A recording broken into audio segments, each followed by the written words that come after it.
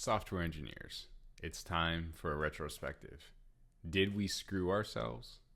Earlier this week, I saw one of Ken Wheeler's, as usual, very eloquent tweets, in this case about AI. And while I don't disagree with him, this tweet thread didn't really go into the how, as in how we got here. So I posted my own thread on Threads and expanded on that. And I think this is interesting. There's been enough dialogue back and forth with me on Threads that I thought I'd make a video to kind of explain some of my thoughts. So one of my key thoughts here is that software engineers, in particular, software developers, whatever, are a very different breed of engineer or creative compared to someone who's doing electrical engineering or mechanical engineering or something along those lines. And that we're extremely open book, and we've been also extremely willing to share our code, our products among the community, among other people, and allow them to take them, like actively license our stuff to allow people to copy our work with no, in some cases, attribution back to us to profit off of it. A lot of other industries, I think, would probably see that as crazy behavior, unexpected, extremely generous, and probably stupid. But we've had this culture of open source software for, I don't know, the last 20 years, where this has just been accepted as the norm. And one of the things I started to think about with regards to AI is whether we dug our own grave or have essentially brought on our own demise in typical for typical software engineer roles. And so I've been thinking about all of this, how we've got here, what do we do about it, what's the future look like, and it's really started to make me think, was Stallman right? So for context, for those of you who don't know, there's several different open source licenses out there that you can publish your work under. One of the most popular ones is the MIT license. BSD is another really popular license. And then we have the GNU family of licenses. I think GPL v3 came out in, I don't know, the mid 2000s. It superseded GPL v2. And essentially, Richard Stallman, setting aside any personal drama with the guy, kind of ratcheted GPL v3 down a little bit further from the restrictions inherent in GPL v2, and he tried to kind of predict, I think, with this license where things were going in the industry, and then also essentially protect open source contributors, open source developers from some of the creeping issues that were present in that time. They kind of seem a little bit quaint now. Things like DRM, locking software to hardware. It also covered things like patents. So users of software, so if a company, for example, contributed some kind of patented software or code, whatever, library, to an open source project that happened to be patented, GPL v3 would grant inherent rights for others to use that patented code and stuff. And so, again, it seems very, in terms of the concerns of GPL v3, it seems very mid 2000-ish.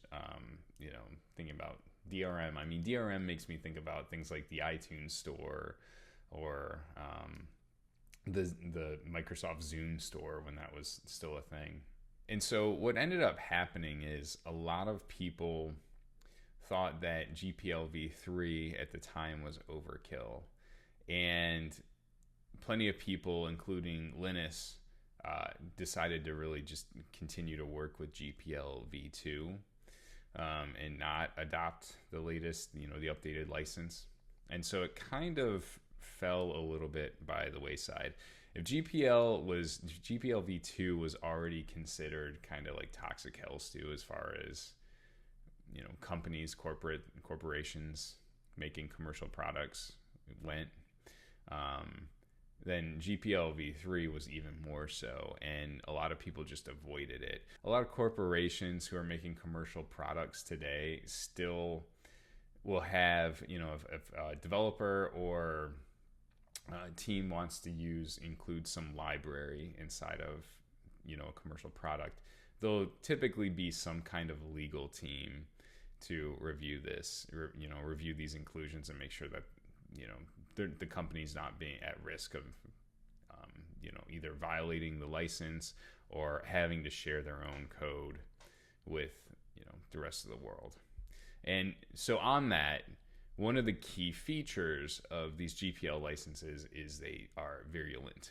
And what that means is that if you include GPL code, license code, or libraries inside of your project, and then decide to sell or redistribute that, elsewhere, you're required to share your own code and whatever your other, manipulations, additions, subtractions, whatever those might be, you are obligated to share those with the rest of the community. So it kind of infects anything it makes its way into, which again is why companies, corporate environments, or whatever, are so careful about it. Another license here that we see is AGPL v3. So this even takes it a step further. A lot of times what companies would do is they would take their, the GPL code, wrap it in some service and toss it up onto a server and then access it over the network. It could be an HTTP API or whatever.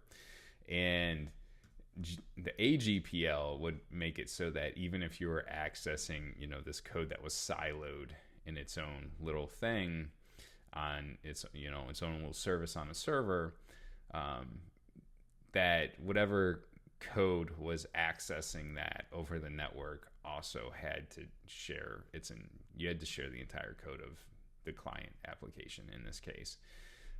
So a lot of people really, really avoid AGPL. That is one of the most virulent, probably, of all of the varieties of these GPL licenses. And so how does this play into the discussion of AI? Well, think about it. What if, for the most part, instead of our projects being largely licensed with MIT, they had been licensed with one of these other GNU GPL licenses? What would that have done in terms of our code being sucked up into LLMs and some company, taking that and profiting off of it, redistributing and profiting off of it? Well, and I'm not a lawyer, but I tend to think that theoretically they'd be restricted from doing that, or they should be restricted from doing that, unless they shared their own code or whatever they were working on, their own services, and shared those publicly. Now, in some cases we have seen this, like DeepSeek, I think, released their LLM models and other assorted bits around them. But as far as I know, OpenAI and other people, other American companies in their orbit have not done this. I think it's pretty well known by now that a lot of the source material, I guess, for LLMs, particularly related to programming, was just code that was all hoovered up from GitHub and Bitbucket and probably other places, and fed into this LLM and turned into a product that they are now selling back to us. I mean, they're literally selling us our own work in, monthly subscription fees or whatever, which seems kind of messed up. But provided that this code had been licensed under something virulent like these GPL licenses, there may have been some potential for legal recourse. And that's not to say that I think that any of the AI companies actually, care what license was associated with the code that they hoovered up into their LLMs. But again, theoretically, anything that they sucked up should have infected their own software, such that they'd have to share it with the rest of us. As far as I know, none of the AI companies have addressed this, and they're almost certainly not going to be forthcoming about it, especially if they broke, the license agreement to build their LLMs, which again, I fully expect that they did. But in an alternate timeline, what would things have looked like if we had used GPL a little bit more, or even some other license that was able to foresee this issue and put some bans or some controls on this? Back to Ken's point about having your pants pulled down, I saw this the other day, this thread post the other day. And it says, people asking questions on Stack Overflow has declined to levels not seen in 15 years. Vibe coding and AI chatbots have made this once vibrant and essential developer community obsolete. It's unsurprising that the parent company now wants to rebrand away from Stack Overflow. RIP Stack Overflow, you were a real one. Funny tweet from Carnage for Life. Also a funny handle, because that's kind of what we're looking at. What happened to Stack Overflow seems to be, is totally valid that it's going to happen, I think, to the rest of us to some extent. It may just take years for it to catch up. The truth is that there's almost always been a dispute between tech workers and the corporate C-suite types. We're an expense item to them, and an annoying one, but one that they haven't been able to live without. So they begrudgingly pay us until they can figure out a way to get rid of us. In the past, it's been offshoring. It's been bringing in H-1Bs and expanding the pool of applicants that can apply to come to the U.S. every year. And this is nothing new. It's been going on for decades. And thinking about all this reminded me of this article that Bob Cringely wrote literally 10 years ago. This is June 24th, 2015. And in it, I think this article, it still stands up today. Like, it was so well written, it still stands up today. And in it, he's talking about what's going on, why the tech field in the US is being gutted. And one of the things that he's talking about in here is, and this article has the best defense against the whole, you've likely by now have heard the argument that companies exist to make money for their shareholders, and it's their legal fiduciary duty to do so. And anything outside of that is illegal. It's against the law. Well, he writes about that in this article, or in this blog post, essentially pointing out where this idea came from, and that it's a theory and not actual law. Like, it's not codified in law anywhere. That whole line of thinking is bunk. It's just, for whatever reason, people have repeated it enough that now they believe it's religion, just like anything else. Great article, highly recommend it. I'll link to it in the video description. The other really great description of what's going on in the tech industry that I've seen has been this developer hegemony book by Eric Dietrich, I believe. I read this book a couple of years ago, and it's basically talking about the dispute between companies and their workers, particularly tech workers. And one of the things he points out is that no other class or group of white collar workers allows themselves to be treated in the way that tech workers are treated. So, for example, if you think back 100 years ago, how a law practice or a doctor practice physician group might have operated And they still in general do this today. The partners inside of these groups had autonomy.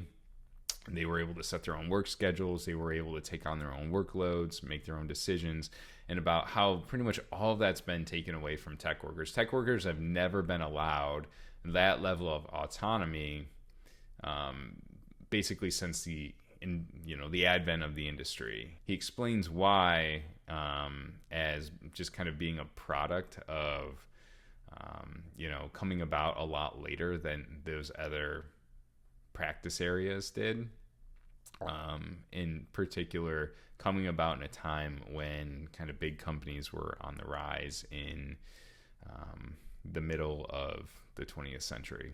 Great book. I highly recommend it. It's pretty easy to read, and it's also got some other thoughts in it about what you should do if you're a tech worker and you're kind of looking for that escape from the corporate world where you're just a little worker drone. So what are my actual thoughts? Well, increasingly, I think the work role of a software engineer or software developer in a traditional corporate setting probably is mostly going away, or through a sunset, as product managers like to call these kind of events. I think though that tech workers are still very much going to be needed. It's just going to be in a different way. First, I think you're really going to have to like tech to want to stay in the industry. A little over 10 years ago, a decade ago, there was this whole big thing about, learn to code, right? The Obama administration was pushing, some propaganda about how, people who lost their jobs as coal miners or whatever needed to retool themselves and learn how to code. And that's cool. I'm totally for anyone who wants to learn how to code and, has an interest in it and has, wants to develop talent in it. But it the messaging to me kind of felt disrespectful to our field, as if this was just some shovel-ready jobs program. And that kind of expanded and grew over the years. We saw the rise of a whole bunch of different coding boot camps that would promise you six-figure salaries and glamorous lifestyles as a software engineer. And again, it just felt very much as a part of a jobs program versus something for people who are generally loved technology, loved problem solving, loved math, whatever. Me personally, when I saw that, part of the reason I took issue with it is because, this technology and computers have been like my entire life. I remember even back in kindergarten, we had an Apple IIe in the classroom, and I just immediately took to it. Like I loved the thing. And it was to the point where I started figuring things out about it. I would watch how the teacher would turn it on, like what order, turn the main machine on, the monitor, putting in the 5 1/4 floppy disk, all that stuff. And I figured it out, and I started learning more and more about computers. And then the next year, Windows 95 came out, and that was just blew my mind. You have a mouse and whatever, and you can click around on elements on the screen and interact with them, and manipulate them. And so, that really charted the course of my life. And so to have, some politician come in and say, oh, well, this is just a jobs program now. Okay. All right. So that aside, my own background in history aside, I think the second thing that you're going to see changing in the future is that there probably still will be corporate internal teams.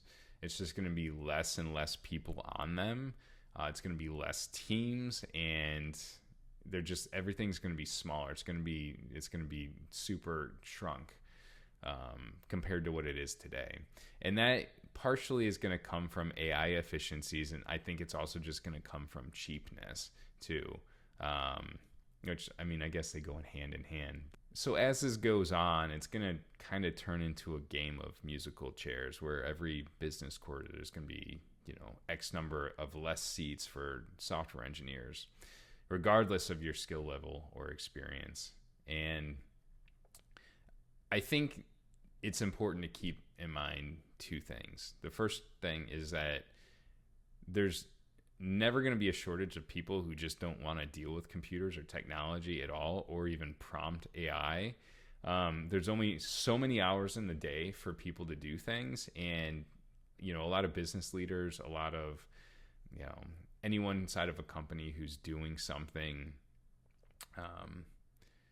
they have other focuses. So a lot of times it's just easier to delegate that off to somebody who does that task more often, even if it is just prompting an AI thing, a chatbot or whatever.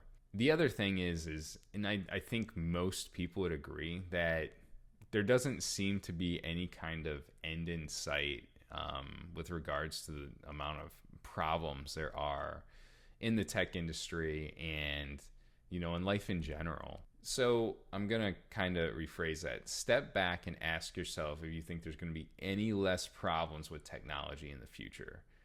I think most of you will probably say there won't be. There's going to be more. There's going to be more as a result of AI.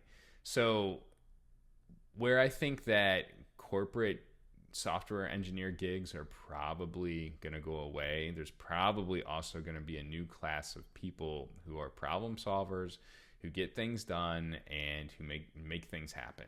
And whether those are using AI tools or whatever is beside the point. You could just be a problem solver that goes in and is doing consulting, for a business, and there could be no technology involved at all. But because of everything you learned as a software engineer about problem solving and those innate abilities, there's likely is going to be a place for you. It's just not going to be particularly behind a keyboard checking stuff into Git repositories all day long. So I think my final thought is what am I doing, right? Like I realized this a while ago. It's just that Ken Wheeler tweet kind of made me start to write things out and verbalize things.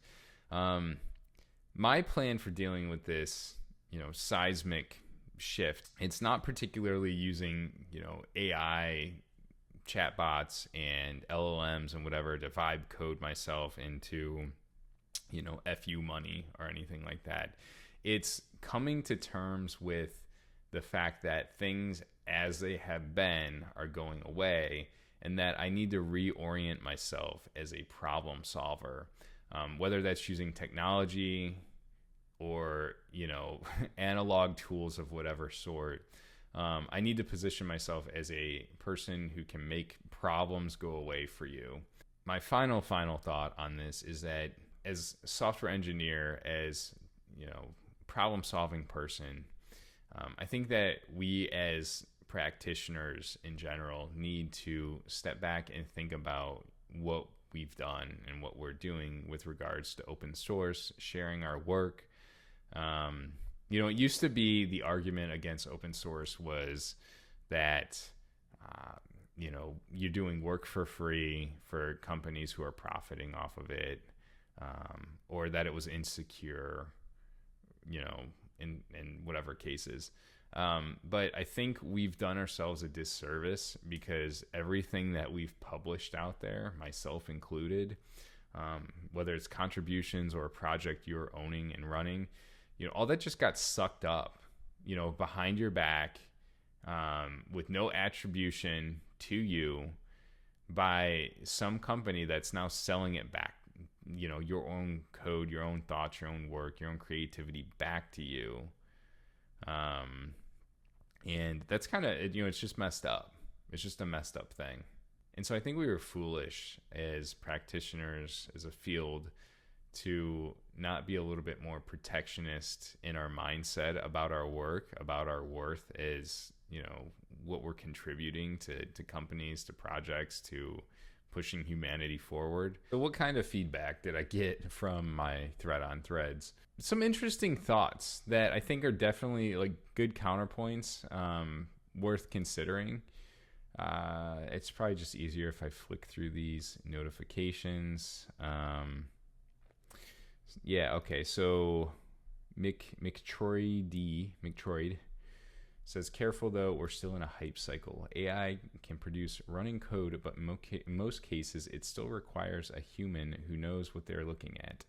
AI is also not scaling well in terms of computational capacity and power use, and while there's no appetite for pursuing the licensing issue in the US now, it doesn't mean it can't happen. Grant that all of these are solvable problems, but when? Quarter over quarter, even year over year, revenue mentality means patience won't last. Then what? So I think this is a really good point. On one we've gotten this like whipsaw back and forth with AI about how fear mongering, it's going to steal our jobs, and then time and time again we see things where it just turned out to be all smoke and mirrors. And in one case, that was what went on with the more personalized Siri issue at Apple, where basically all the crazy AI stuff they promised at last WWDC never really materialized. And so yeah, I think there is still a lot of smoke and mirrors out there about this. Another one, Eddie Neoprene says, my job for decades has been to replace my or someone else's labor. At no point has this resulted in fewer jobs, just less time clicking buttons, updating spreadsheets, etc. The possibility that it could do that now is new. It's also unknown if it will actually turn out that way, mainly because so much of human business and culture is based on will, something that AI does not possess, and that we kind of don't want it to possess, because then it might not do what we want it to. And so, yes, I don't disagree with this take at all. This going back to, my point about, actually I responded to him right here saying the same thing. Going back to my point about, step back and think, like, is there going to be any less problems in the future, because of AI, or are there going to be more? And I, thinking about it, from what I've seen, I personally think there's going to be more. So what I've noticed so far with AI is that it's basically like speeding the world up. So things are happening faster, more things are happening. And all of that is just more room for error, more, potential for cataclysmic collisions between whatever elements, whether that's software security or warfare or any kind of sense of like stability in society. Like, there's going to be more problems as a result of this. So figuring out how to be the guy or the gal that people go to in order to solve those problems is going to be very, very valuable, I think, going forward. And it might not look like, again, sitting in front of a keyboard checking stuff into a Git repository all day. Let's see what else we got coming through here. And look, I'm not gonna lie. I don't get what any of these references is. I guess Tony Stark is like a Marvel character or something. Like, I don't know anything about Marvel comics or characters or anything like that. I just not cultured in that way. I also don't know what the hell Jarvis is. So, sure. I guess you're right. I'll give it to you.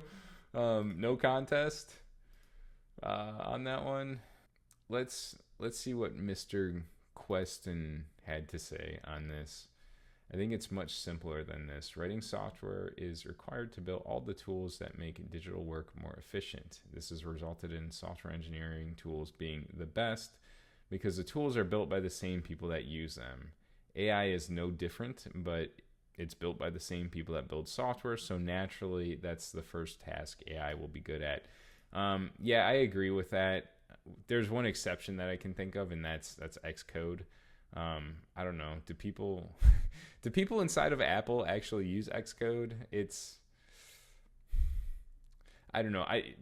I personally use in like JetBrains products. I have IntelliJ and Rider, and I don't know. I have a hard time going back to Xcode these days and using it. Like I know there's problems and whatever with the JetBrains products, but I just Xcode is it's Stone Age, man. It's Stone Age. It's really clinging on to kind of like next era ideas and stuff like that. And it's a shame. It's a shame that they wasted so much time on things like Swift and whatever instead of just focusing on how to keep up with the industry and what's going on in it. And okay, all right, last one, and then I'm done. I think this is the longest video I've ever made, but this one made me chuckle. This was a repost with a quote, and Riara Music, I guess, said, "The next time someone tries to impress you by saying they're a software engineer, remember this. These super clever people have spent thousands and thousands of hours making a program which will then destroy their livelihood. Not so clever after all. Being good at maths or engineering isn't the same as being intelligent." Yeah.